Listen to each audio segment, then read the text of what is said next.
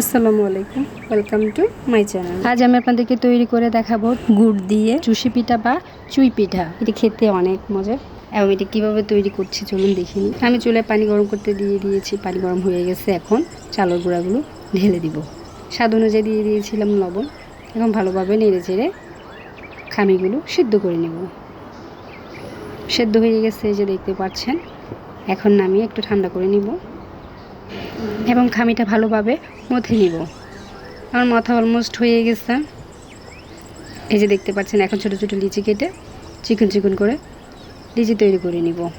এই যে এভাবে লিচি তৈরি করে নিব। আমি সব লিচি একসাথে তৈরি করে নিব। এখন পিঠা কাটবো। এই যে পিঠা হাতে তালুর সাহায্যে এভাবে পিঠা কেটে নিতে হবে। এভাবে সব পিঠা কেটে নিব। আমার কিছু পিঠা কাটা হয়ে গেছে, এই যে দেখতে পাচ্ছেন। আরও কিছু পিঠা কাটার বাকি আছে, বাকিগুলো আমি এখন কেটে নিব। আমার সব পিঠা অলমোস্ট কাটা শেষ। এখন স্টিম করে নিব। এই জন্য আমি চুলায় পাতিল বসিয়ে দিয়েছি এবং স্ট্রেনার বসিয়ে দিয়েছি। এখন পিঠাগুলো ঢেলে নেব।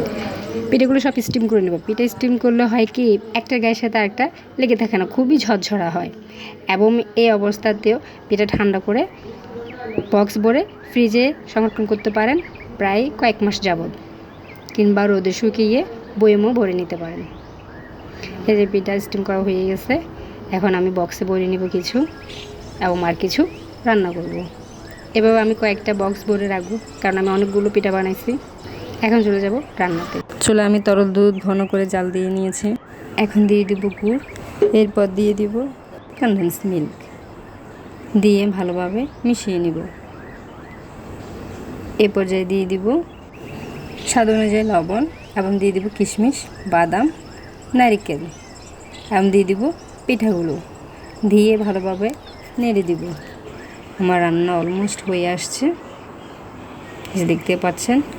আমার চুই পিঠা রান্না কমপ্লিট। এখন গরম গরম পরিবেশন করব।